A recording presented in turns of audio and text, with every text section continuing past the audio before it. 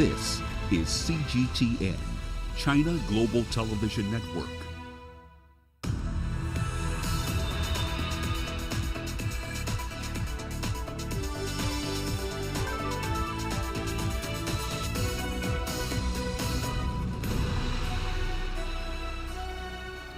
Hello there, welcome to this edition of Global Business Africa. In the course of the hour, we'll run through the business news stories you need to know about from the continent and beyond. But first, a quick run through the markets for you. With a focus on Nigeria and South Africa, Nigeria's main index starting the week in relatively positive territory, up about 0.4% and getting back above 35,000 points. It's risen by nearly 15% in the last 4 weeks. If you're a fund manager in the country looking at negative real yields in government paper, equities certainly start to look somewhat attractive. The JSE, on the other hand, up about 10.3% so far in the month of November. This is, according to Bloomberg data, the first solid month of gains since July. Here's what's in the pipeline for you tonight.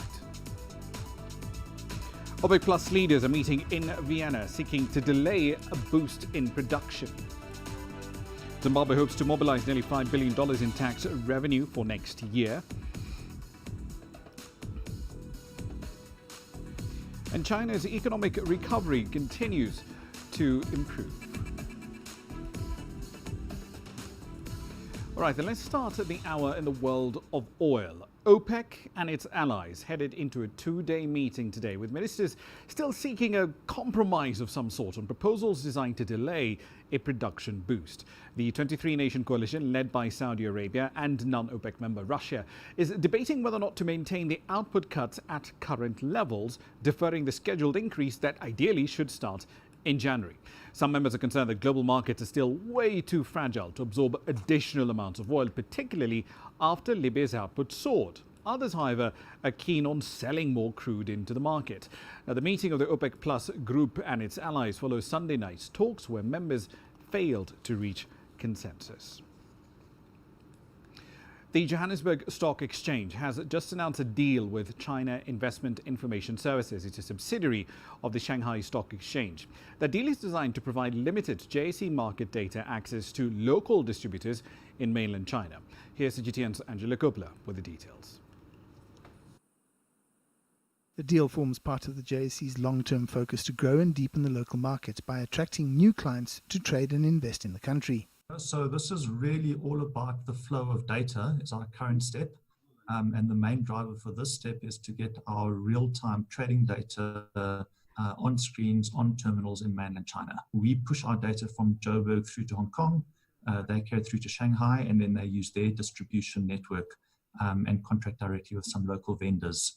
Some analysts say that providing the data to a potential new market may not work based on past experience. From our perspective, it's a huge deal, right? Our little market, suddenly Chinese investors discover South Africa, man, they can overwhelm us. Here's the flip side. Think of it as someone in Asia, think of it as someone in China. Now there's this little emerging market you've never really heard of. The big stocks, Tencent, I got that here at home. I don't know that they're going to necessarily look to us to get their movement, to get their investment. The exchange data deal is focused on building interest and getting those traders to sit up and take notice. Nobody's going to trade unless they can see the data. And ultimately, nobody's going to want to pay for the data unless there's a trading use case behind that. So the approach we're taking is really to lay the piping and the contract groundwork to get the data in play. The data flow may have a positive impact when it comes to institutional investors into South Africa. We might see some fund manager traffic coming in, that absolutely, nice and easy for them. That might help something. How much it's going to flow, I don't think it's going to be significant. Times are tight everywhere in South Africa. Even the JSE is looking for new business opportunities to attract more interest so more trade can be done. I'm Angelo Coppola for CGTN in Johannesburg, South Africa. On to Africa's largest producer now. Nigeria's central bank has devalued the naira yet again at one of its currency auctions. Now, this weakening comes after the central bank governor, Godwin Emefiele, announced last month that the bank plans to unify its multiple exchange rates to improve the transparency of its currency management system. But that's something we've heard before. At an auction for importers on Friday, the central bank asked that bids for US dollars be made at about 380 naira to the dollar compared to 360 before. The bank previously devalued the currency in March when it adjusted the official peg against the US dollar to about 360.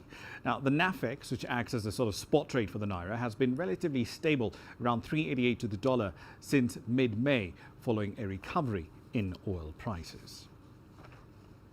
All right, so let's explore the latest developments in Nigeria's FX market. Abayomi Ajenifuja is a financial analyst, joins us from Lagos tonight. Thank you for your time this evening. So parallel market rates are much closer to about 500 naira to the dollar. That's 30% over and above the old dollar naira rate in the official market. So given the size of that gap, a move of 1.5% is pretty small, isn't it?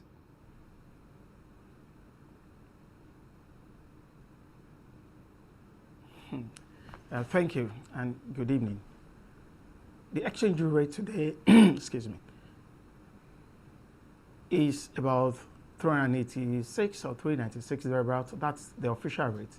While at the black market, it's between 486, 503 this afternoon at Bureau de Change. While the bank or the central bank believes the rate, the black rate should not be the one determining the exchange rate in the country. But that's not so because of so many other reasons. The 1.5%, like you noted, it's so small and insignificant that it's not sweetened enough for people to patronize the government funded exchanges, but rather they will go to black market or Bureau de Change operators. If you look at reasons of factors that determine or drives exchange rate, from interest rate, inflation rate, confidence in the economy or economic activities.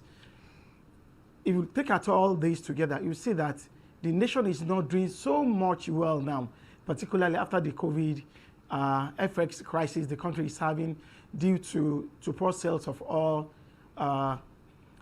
Diaspora remittances is also a big problem, because for now, CBN is saying we should be having it in naira.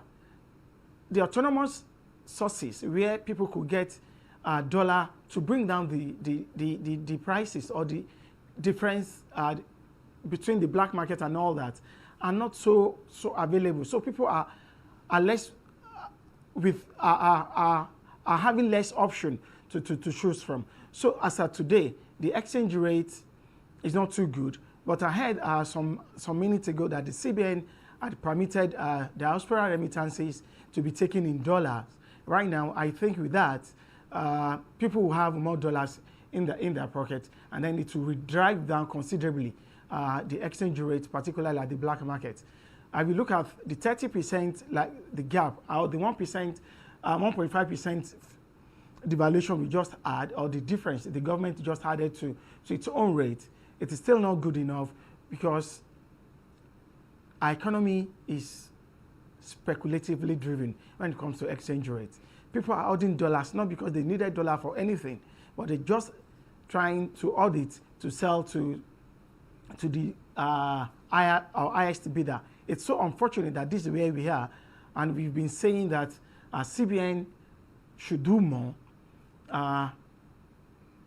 Autonomous sources should be more encouraged so that the scarcity could be worked on, and then CBN also will have more opportunities at dollar disposal at its own use, and then the pressure could be lessened, and then we could have more dollar in the economy. Once we get that right, I think the issue of black market being the main exchange rate could be worked on, or could be stopped, because it's not just too good that today what people see more is the exchange rate has been determined by the black market and not the one has been managed by the CBN. Right, but do we know what exactly prompted this latest adjustment from the CBN. I believe it's the third or the second so far this year. And we keep hearing the CBN governor saying that we want to move towards a single exchange rate. But there's nothing that's really been done on that front, at least not in concrete terms, because we can't sit here and say, you know, in 2021, this is the devaluation path, and by this point in time, we're going to have a free-floating naira. So isn't this what's happening now? Isn't that just a reflection of a lack of faith in the CBN's approach to how it's handling the FX market?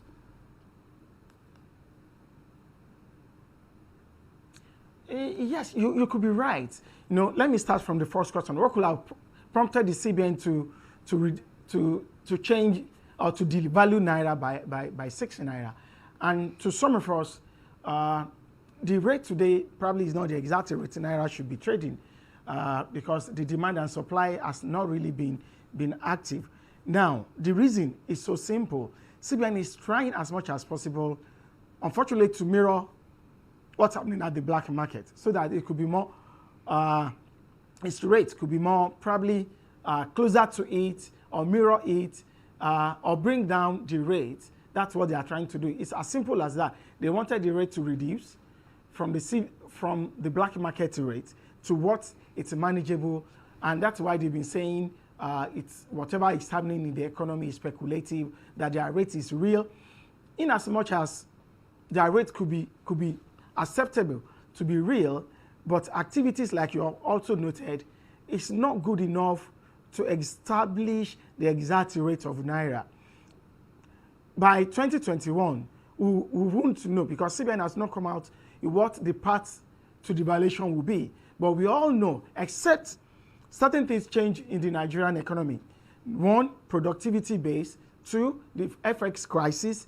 3, a foreign exchange reserve improves, and that's through improved sales of crude oil. If that's not there, little can CBN do, except to start allowing, and I heard they've started doing that this evening, allowing the diaspora remittances to be paid to people in dollars directly. So that, but now that stopped. People are not sending in money again because the families are not getting benefit of what those diasporans expected them to get, because everybody's mirroring the black market rate. Money is being sent and they can't get it except in naira. So it stopped. And then another thing that is a major concern to some of us is that major oil companies are not doing enough. No, they are not doing enough. The activities globally in all sectors are reduced. So the dollar at their disposal has also reduced significantly. While some of them are not just shutting down their activities or sacking their staff, they don't have this money, because at the time, it is these IOC, international oil companies, that even do support CBN with dollar supplies, and they can sell to banks directly at autonomous, and at times they do sell to BDC. So these sources are not there. Federal government or the CBN is not having enough dollar at its disposal. So the only thing they could be doing is all this orthodox approach at curbing or reducing pressure on naira vis-a-vis dollar. So let me just jump in there very briefly, because we are running out of time very shortly, sir. The fact of the matter is that the country is also, the CBN is also burning across its reserves very, very quickly. Between the first week of October and last week, they burned through about $320 million in their FX reserves. That's roughly $40 million a week just defending this dollar naira peg. That is clearly not sustainable. Might that perhaps also inform the decision that we've seen today in devaluing the naira? Definitely, that's one of the reasons. It's what they are doing currently. It's not sustainable. We don't even have the dollar to be using the way CBN is using it, and the only thing they could do is to keep devaluing the naira to mirror the exact parameter or performances of naira as at today. And if you look at it, year end is coming, more pressure on CBN definitely, and to me, and part of the solution is that they should stop selling directly to BDC.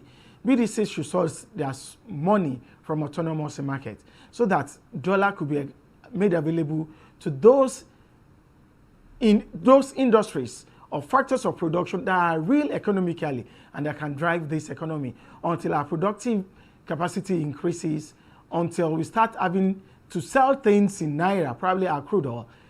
The exchange rate crisis might continue for a very long time. We hope and we pray that things improves economically. With vaccines being dictated here and there, brings the pressure down, opens the economy more, and then the landscape for production increases, and then we can have more efforts in the country to solve this problem. But for now, it is still a mess, and then we are trying to all manage what we have at hand. Indeed. Abayomi Ajenifuja, a financial analyst, joining us there live from Lagos. Thank you for your time this evening. Now, a quick run through our company headlines. Let's start in East Africa, in Kenya to be specific. All bars in the East African nation will be required to hire COVID-19 liaison officers to ensure that travelers observe protocols meant to curb the spread of the disease while they're enjoying a night out of town. Now, the officers apparently will restrict the number of travelers allowed in and ensure the premises do follow the Health Ministry guidelines. They're also required to report any suspected cases of COVID-19 infection among staff and revelers under the regulations that are yet to be gazetted. These liaison officers will be the link apparently between the state on one hand and establishments on the other. Still in Kenya, the mobile operator Safaricom could consider lowering transaction charges across all bands on its M-Pesa mobile cash transfer platform. The plan here is to retain the more than 27 million users on that platform and to cushion the operators from further losses, of course, triggered by the fee waivers for amounts less than 1,000 shillings. It's about $9 or so. While announcing its 2020-2021 half-year earnings, the CEO of the company, Peter Ndegwa, said that Safaricom reported revenue losses on its M-Pesa business, and it linked that to the adverse effects of the coronavirus pandemic. In South Africa, the industrial company Barloworld's earnings for the year ending in September have been cut in half due to the pandemic.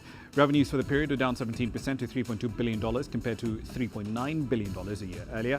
It's been affected by restrictions during lockdown. So automotive revenue for the group, including Avid's fleet, was down 15%, with economic pressures affecting discretionary spending coupled with much lower fleet utilization. And finally, Moderna will apply for US and European emergency authorization for its COVID-19 vaccine after full results from a late-stage study showed it's 94.1% efficient and there were no serious safety concerns. Moderna also reported that the vaccine's efficacy rate was consistent across age, race, ethnicity and gender demographics, as well as having a 100% success rate in preventing severe cases of the disease. That's a run through your company headlines.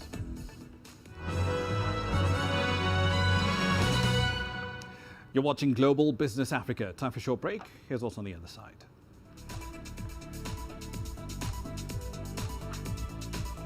Zimbabwe hopes to raise nearly $5 billion in revenue through improved tax systems. And the COVID-19 pandemic has stopped plane purchases at Rwanda's national carrier. We'll have the details when we come back. The world economy as we know it is about to change. Global business reports highlight emerging markets, developing countries, and dynamic sectors worldwide. We feature top analysts and newsmakers to provide perspectives on every facet of business. From an on-the-ground perspective, we provide you with balanced and objective assessments. Fast, sharp, and insightful. Global Business, only on CGTN. Every story starts out like this. Okay. We'll head up now. But beyond the rush of the numbers, there's always a more fundamental question. What happened? Who has been affected? When market-moving decisions are made, who's responsible? And why? Let's get some reaction on ground. Joining us in Johannesburg is Sutra. Hello, Nairobi. This is how all stories begin. See how they end.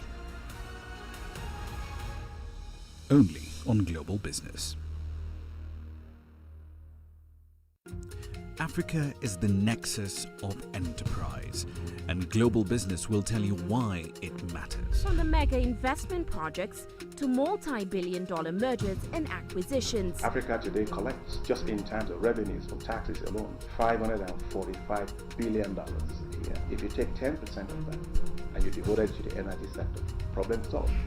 All this on Global Business, weekdays at this time on CGTN.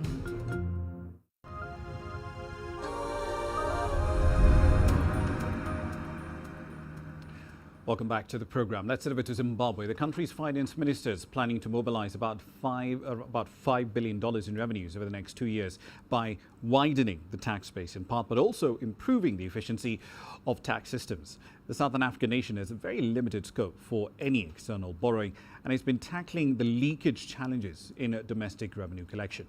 Here's CGTN's Ramah Nyang with this report from Harare. Presenting his 2021 national budget to Parliament, Professor Mthuli Ncube announced a $30 monthly tax for the bulging informal sector. The footloose nature of traders has previously hampered efforts to collect taxes, so this time round, landlords of properties that house informal businesses will be responsible for its collection. With the 2% tax on all transactions still in place, there are concerns the obligations could be overburdening. I'm worried about the aggregate value or the aggregate percentage of the tax. How is it going to look like when you've effected all these other taxes in addition to the transactional tax that is already in existence? Because if it's too much, there'll be a lot of defaulting. There's a lot of people who move out of the formal SMEs market, where they will choose to sell their wares from the boots of their cars. Excise duties on fuel as well as alcohol and cigarettes have been raised. He has increased taxes. My view is that I think that's positive because we have witnessed a rising incidence in non-communicable diseases. So the best way of putting a check to that is by coming up with these taxes on these demerit goods. And they are less distortionary. They don't really affect our economy that much. But they also help government to mobilize additional resources to finance other critical expenditures. Treasury will also strengthen existing collection systems. Border controls will also be tightened to plug revenue leakages from smuggling, under-invoicing and false declarations. Generating more revenue is crucial for Zimbabwe, which has been cut off from international financial markets due to sanctions. To that end, domestic resource mobilization through increased revenue from key sectors like mining will be prioritized. We need to be finding ways, innovative ways and means of how best we can actually finance our own infrastructure needs. Because the infrastructure gap and the total financing gap that we have is very huge. It's been estimated at around 15 billion per year by the African Development Bank. Government will maintain a tight leash on expenditure through limiting procurement and reducing staff costs to try to balance the budget. Ramah Nyang, CGTN, Harare, Zimbabwe. Zimbabwe's government has also ruled out adopting the US dollar again as its default tender. It says it will not repeat its past mistake of abandoning the local currency and in effect giving up control of monetary policy. Finance Minister Mthuli Ncube last week presented a budget which targets to spend the equivalent of about $4.2 billion next year, with a deficit of roughly $44.5 million. The economy is expected to rebound and expand by at least 7.4% in 2021. This year, it's likely to contract by 4.1%. Zimbabwe, as you might recall, reintroduced its own currency, the Zimbabwean dollar, just last year, and that was after a 10-year break caused by the scrapping of the Zimbabwean dollar back in 2009 after a massive bout of hyperinflation. The country in the intervening decade used multiple foreign currencies, including the US dollar and the South African rand, even the Botswana pula during that period, where the greenback, though, was the main unit of reference over that time. Over in East Africa, Rwanda is putting the brakes on the acquisition of new planes for its national carrier, Rwanda, mainly due to the impact of COVID-19 on the business. The additional planes were to enable Rwanda to serve the routes that it had gotten access through to a range of bilateral air services agreements that it's been working on and has acquired. Due to the pandemic, Rwanda was forced to suspend operations following the lockdown back in March and only resumed operations in August when the country started a gradual reopening of the economy. The airline has gradually reopened routes, though passenger occupancy rates are still pretty low, as some parts of the world remain in lockdown. In other countries, travel still remains very heavily restricted. The government says expansion of the airline's fleet will wait until business finally does go back to normal.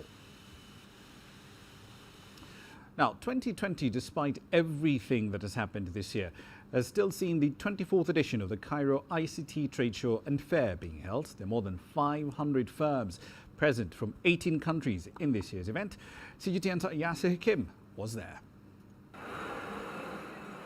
Cairo ICT is one of the rare big events that have been given the go-ahead this year, in spite of the coronavirus, a reflection of the importance of this fair. Being mainly about IT, communication and technology, it has managed to attract local and international participants.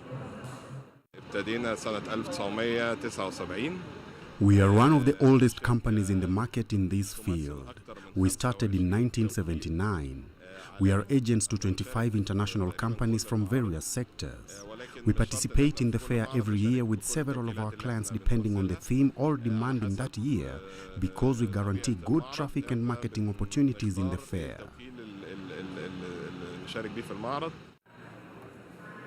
Coronavirus has had its impact on all industries worldwide in 2020, yet the number of exhibitors here has been the same as last year. The impact of the corona was very strong. At some point, we had zero number of workers. The government intervened to support the economy and has helped us and the whole country pass through this critical period successfully. We faced a lot of challenges this year because of COVID-19. However, we supported the government in giving the green light for the fair, and we have joined in. IT and telecommunications is one of a few sectors that have seen growth amidst the pandemic. Just like the corona had its negative effects, it actually benefited the telecom sector, especially with working from home and remote schools. There's been huge growth in wireless communication, technology and internet. It also shows how important this sector is for Egypt. Egyptians never focused on IT and telecom, but now this has changed.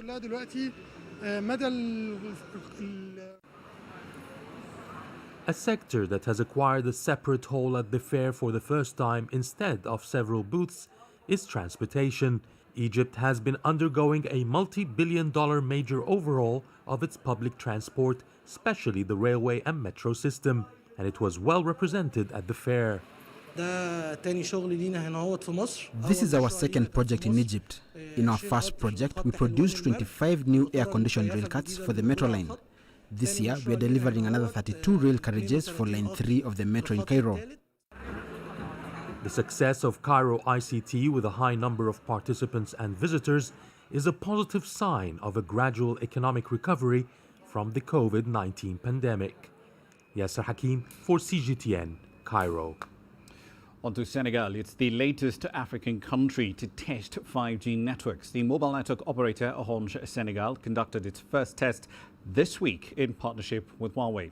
That event was unveiled during the second Senegal Digital Forum. The telecoms operator Sonatel, which does hold the Orange subsidiary in the country, will lead this venture in the West African nation. Sonatel CEO Sekou Dramé said that the launch of 5G will open up the country to the world. Senegal is now able to launch its technology at the same time as many G20 countries. This will support the digital transformation of companies, institutions, the state and the public service. In addition to existing networks, 5G will make it possible to connect more people simultaneously with speeds never reached before.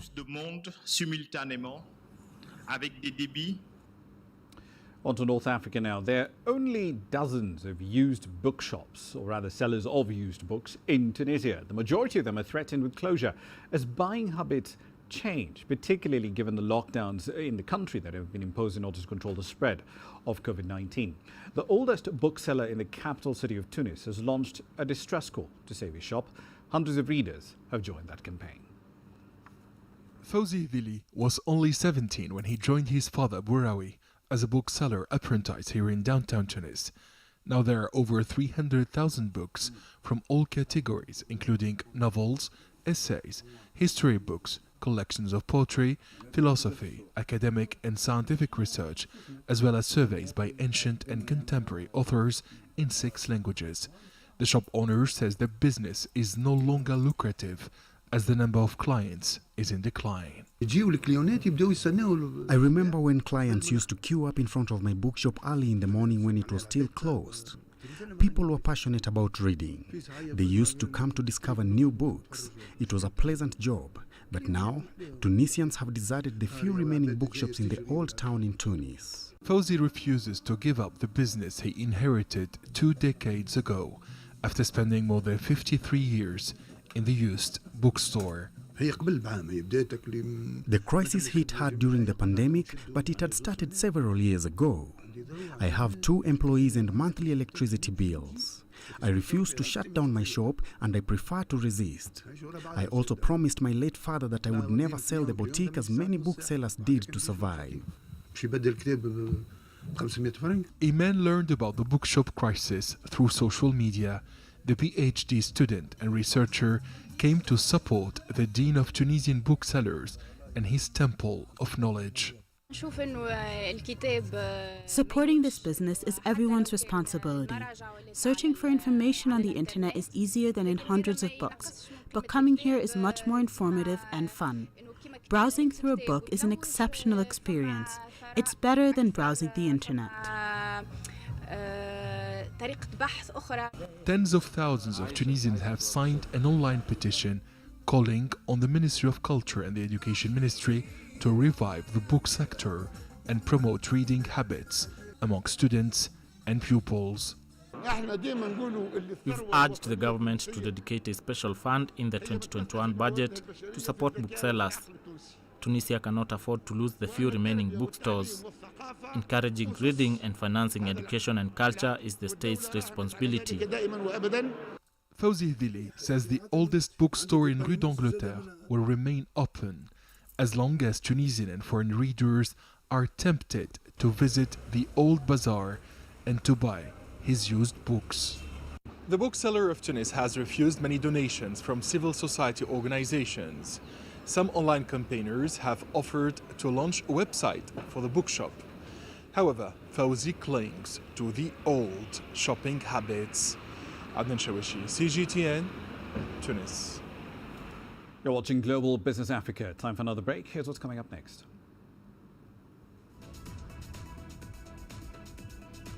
China's economic recovery is accelerating. We'll look at the latest data coming out of the country.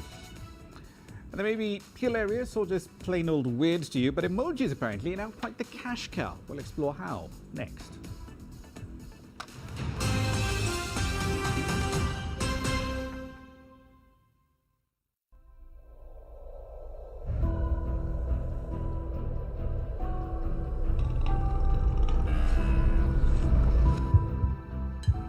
It's just taken me completely out of my depth, but at the same time it's exciting. It's new, it's different, it's a challenge. It's really exciting.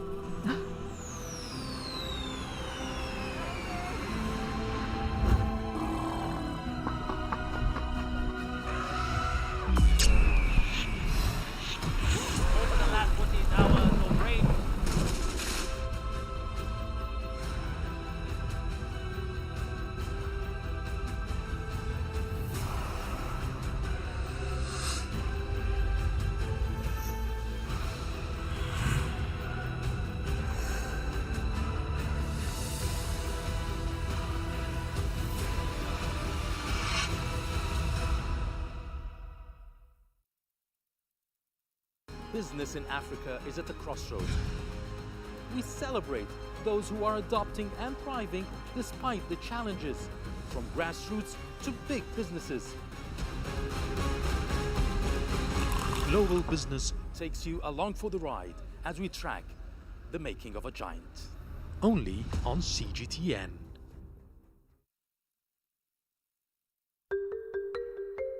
How will your world change today?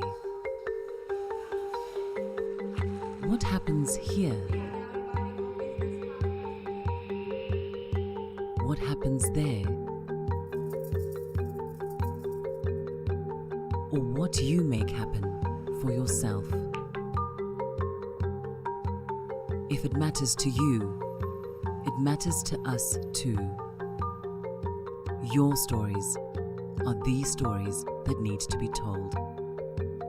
Africa Live. Find your voice.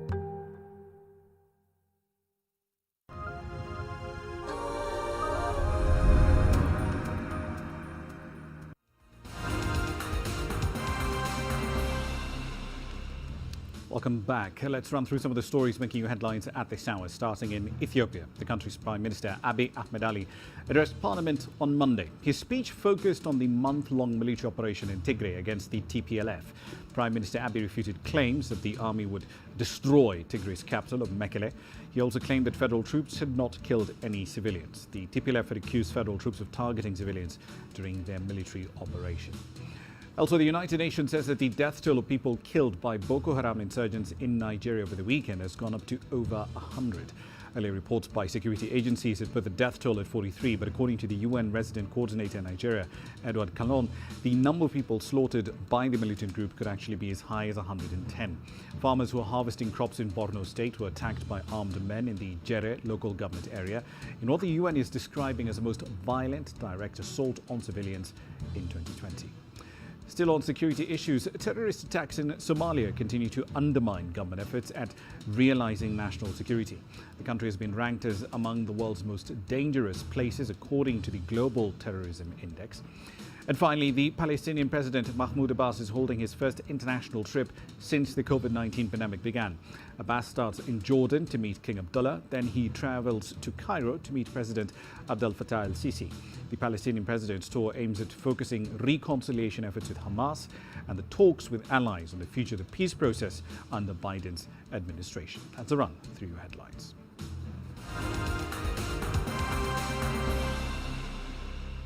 On to the world's second largest economy now. China's economic recovery continues to accelerate. The latest data from the National Statistics Bureau shows that the official PMI data rose to 52.1 in November. That's the highest reading since September 2017. Now, a reading above 50 signals growth. Anything below that points to contraction. The sub-gauges of production and new orders all improved to their best levels of the year. Production for new export orders also went up on a monthly basis. Vehicle sales, that saw a rebound fueled by surging demand for trucks and electric vehicles. In the services sector, activity expanded for the 9th month in a row and at the fastest pace since June 2012 as consumer confidence did continue to improve. On to the southwest, China's Nanning, where a massive trade fair comes to a close today. It was hosted by China and its largest trading partner, the Association of Southeast Asian Nations, or Asean, with its 10 member states. Now, since Friday, businesses have signed deals on 86 projects with a total value of more than $40 billion. It's an increase of over 40% compared to last year. CGTN's Weilin Tang speaks to some exhibitors. Pulled tea from Malaysia, wild mushrooms from Vietnam, and a Thai shoulder massage to unwind. It's quite a melting pot of culture and diversity here at the China ASEAN Expo. Some of these goods and services are household brands in their respective home countries. I'm curious, what do they think of doing business in China today? Bo Tea from Malaysia has been making tea since 1929, but it entered the Chinese market only last year, 90 years later. And during this year, critical COVID-19, actually, we opened an online flash store in Tmall via the Alibaba. And from this year, we have already achieved the half year, achieved the whole year sales targets. So we have a very good potential market in China. The taste is really important because they can attract it by the healthy product. But if the taste is not good, nobody will buy again. Selling goods online proved to be a saving grace for some, but some others have gone back to old school ways. Times are tougher now, so I came out myself to promote the brand and sell. Our coconut powder can be consumed on its own, or as an ingredient in coffee, milk, tea, or curry. Through expos like these, we hope to increase our sales channels and customer base. reaching out more to hotels and restaurants, as well as to markets beyond border countries.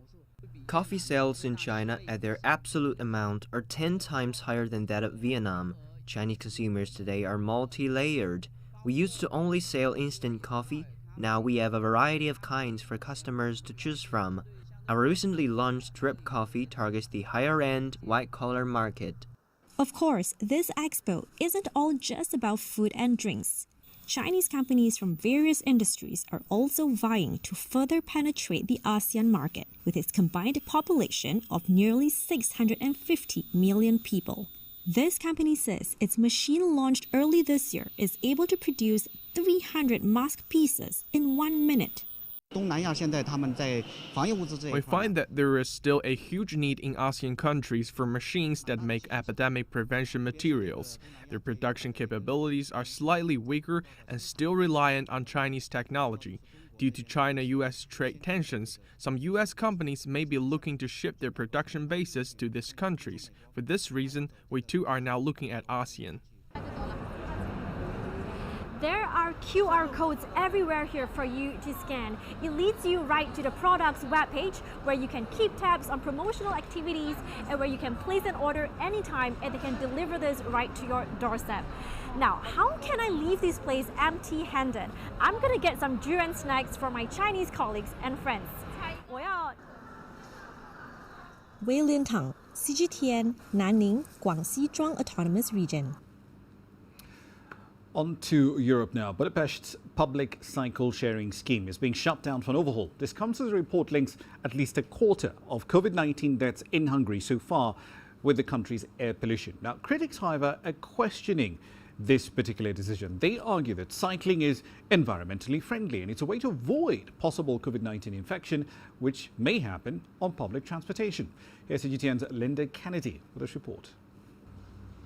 This is Budapest's communal bicycle network, MOL Bubi. The name combines Budapest with bicycle. There are 158 collection stations and more than 2,000 cycles. It's part of the public transport network. You buy a low-cost ticket, much like for a train or bus. And when launched in 2014, it was meant to make pedal power the best choice for city trips. Even when people are being encouraged to work from home and the streets are quieter, these public bikes are one of the fastest ways to get around downtown Budapest. But this week has brought a final spin for users. The shutdown comes as a report links 25% of coronavirus deaths in Hungary with air pollution. For Europe generally, the figure is 19%. The findings in academic journal Cardiovascular Research echo the concerns of clean air action groups.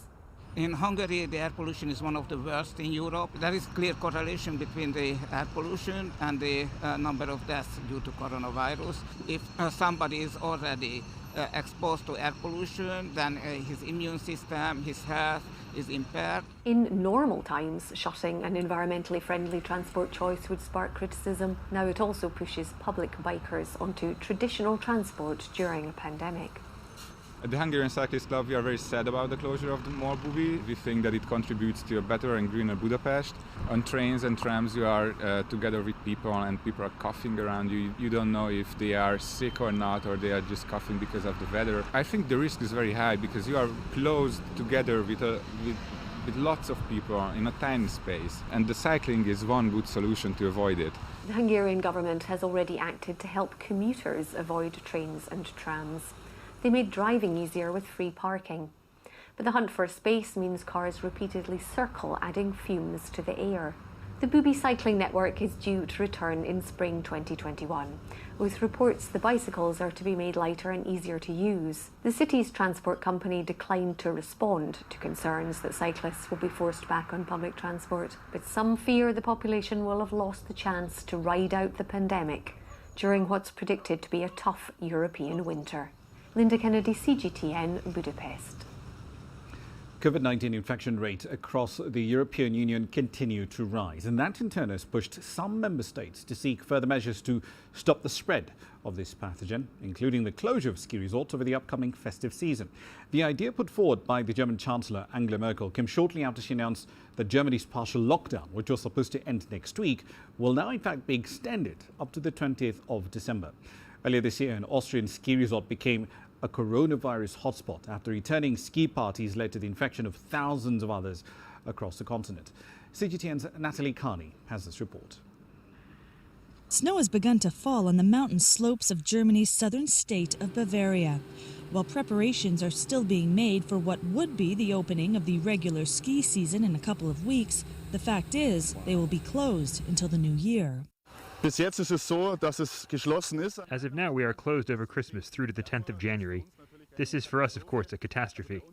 From the economic side, in these 2 weeks of the holidays, it's a third of our winter turnover. Right now, we are making artificial snow for Christmas. We have to invest 20,000 euros to open the lifts. It is very difficult to say when we can open, but we have to do everything we can to ensure that we are prepared as soon as we are allowed to open, that we are ready to do it. Vonklift sees between 300 to 400 guests on normal operating weekends, but this closure means their ski slopes, ski school and ski rentals will be non-operational. We are here at the registration of the Ammertal Ski School. Normally there are around 70, 80 or 90 people standing here at 9 o'clock in the morning to register their children and teenagers for ski courses. Of course, they all need material, for example, skis or snowboards, and there are around 130 pairs of skis and 30 snowboards here. Many other businesses in Bavaria's popular ski resort areas live off the tourism winter sports bring and argue that the ski slopes can be coronavirus safe. We are here in open nature. We can keep socially distant as we have a double chairlift between the two mountains. You see, we have the distance. Plus, there is always a distance of 1.5 to 2 meters. When they are waiting, they are wearing masks. Not only are these ski resorts hit by COVID restrictions, but also climate change. State compensation will be based on the income these ski resorts made during the same period last winter when there wasn't much snow. The Geiskopfbahn ski slopes in the Bavarian forest say 30% of its winter revenue will be affected by these closures. December, you could apply for 75% of turnover from December last year. The issue we have here is that last year, for example, we had a very bad winter, an exceptionally bad winter. So if you would kind of calculate the reimbursement based on last year, it would be almost zero. So that doesn't help.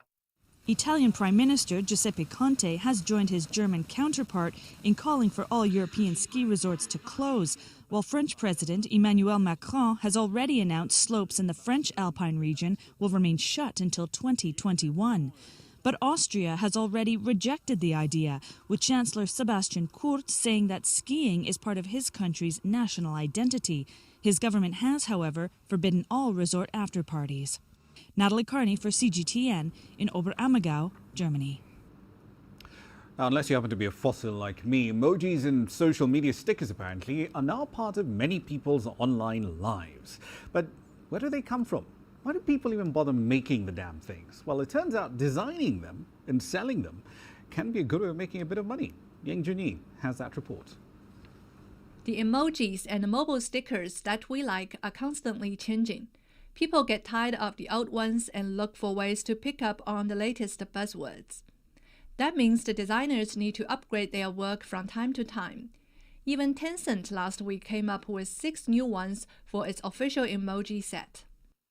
Another favorite set, 猪傻傻, has been downloaded over 50 million times, and its designer La says she has to keep a close ear out for new buzzwords that users will like.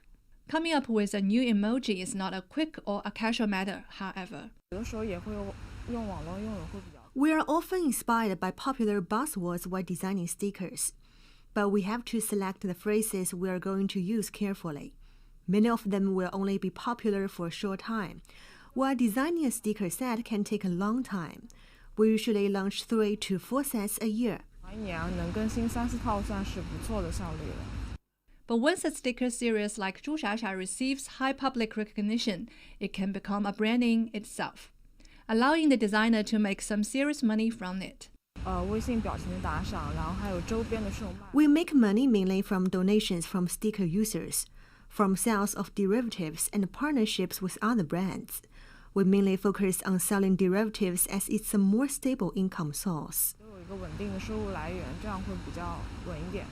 Big brands can take advantage of the popularity of stickers by partnering with famous designers, and some even launch their own sets.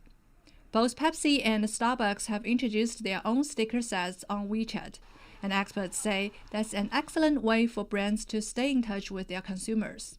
Today, consumers are a bit tired of the direct, like a hardcore marketing message. So I think those soft marketing vehicles are really sometimes very effective to actually make the consumers love the brand. We do see that those stickers or emojis are very popular ways to engage those customers, and it really shows that those brands care about those consumers and would like to talk in their language. As of the end of last year, WeChat had nearly 1.2 billion monthly active users. That's big potential exposure for a brand. So the big advertisers are likely to stick with it. Lin Junyi, ICS for CGTN, Shanghai. All right, then a quick run through commodities for you. So let's start with Brent crude, down about 1% at 13.16 GMT, 47.71 a barrel at that point in time, as members of the OPEC Plus cartel were trying to figure out what the production strategy really should be for the first half of next year.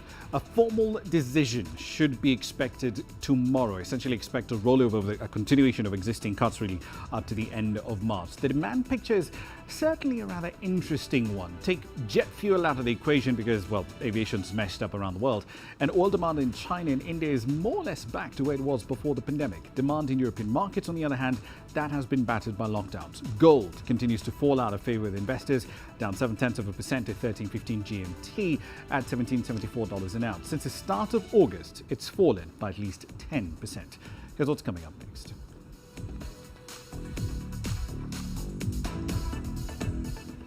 Amidst this pandemic, South Africa is seeing a boom in virtual doctor consultations. We'll have that story next.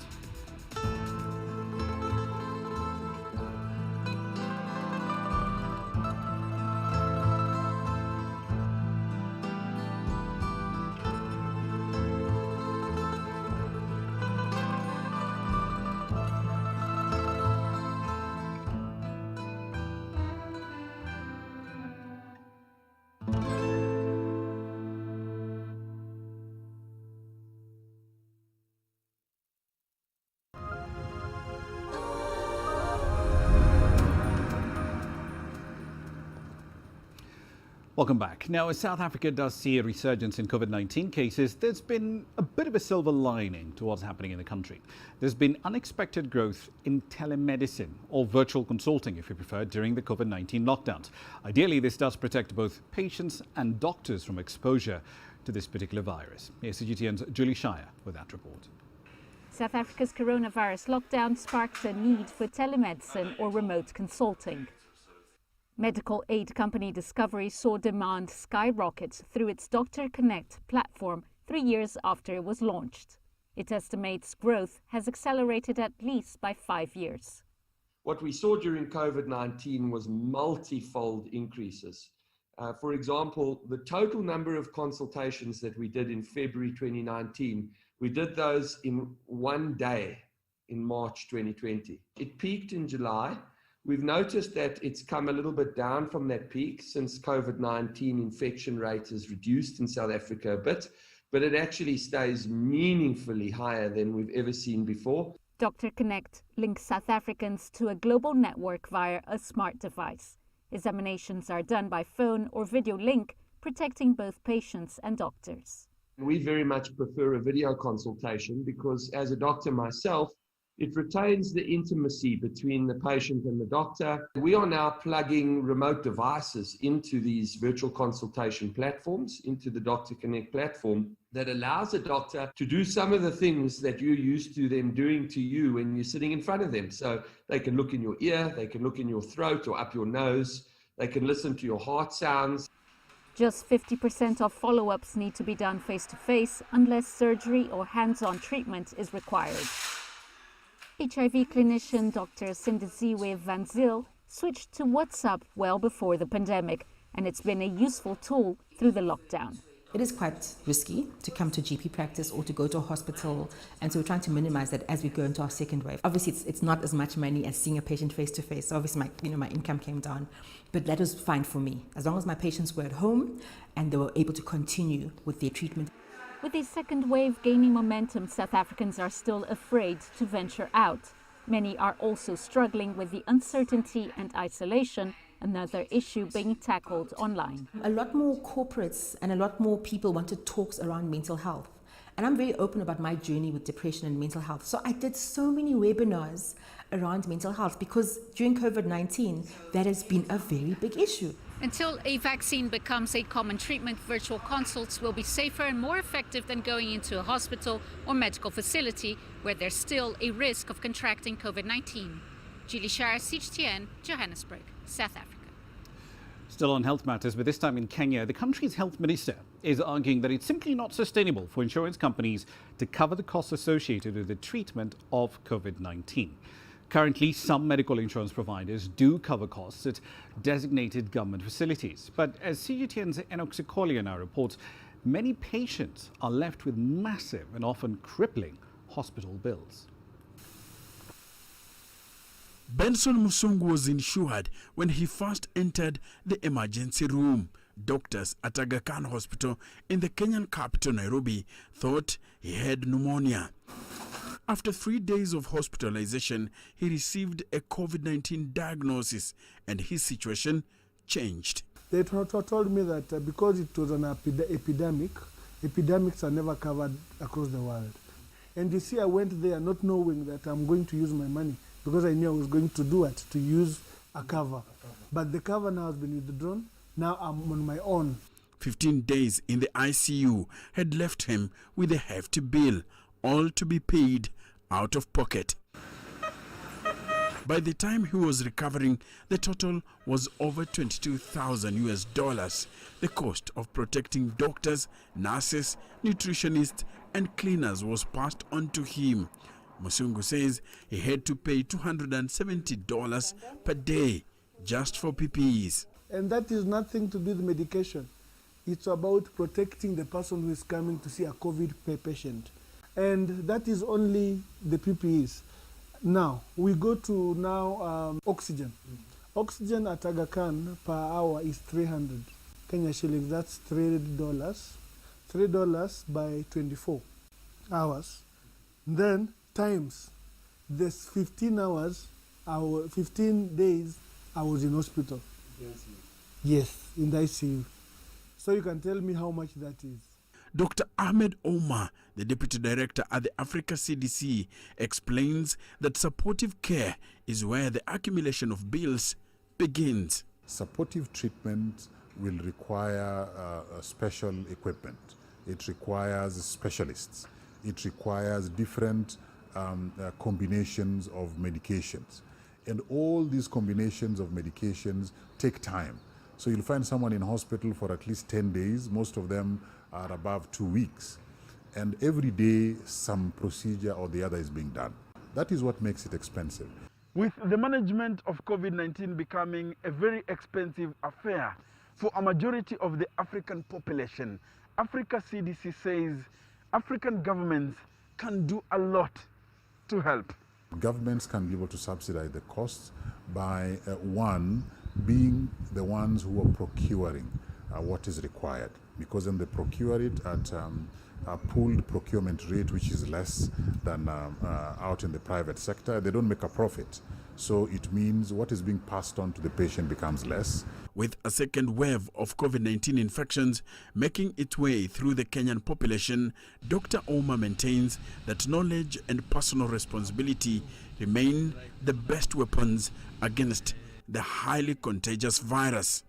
Enoch Sikolia, CGTN, Nairobi, Kenya. Quick run through the currencies as we wrap up the bulletin. We did speak about the naira's latest devaluation at the start of the hour. So to put that into context, since the 1st of October, the country's reserves have fallen by about $320 million. That works out to about $40 million a week, just defending the peg. In East Africa, the Kenyan shilling is on track for its longest losing streak on record, according to Bloomberg data. It's fallen for 5 months in a row. It's down about 9% so far in 2020. It hit 110.09 on the interbank market earlier today. Bitcoin also ending November with a relatively strong performance, approaching $20,000. It rose by over 15%, 19,723 earlier today. That brings it to year-to-date gains over 175%. Eye-watering numbers indeed. That's it for this edition of Global Business Africa. As always, we'd like to hear your thoughts on the content you've seen on the program in the last hour. Many ways to get your thoughts back to us. Follow them on your screens right now. I'm Ramah Nyang in the Kenyan capital, Nairobi. Thank you for your company in the last hour. The World Today is up next from Washington, D.C.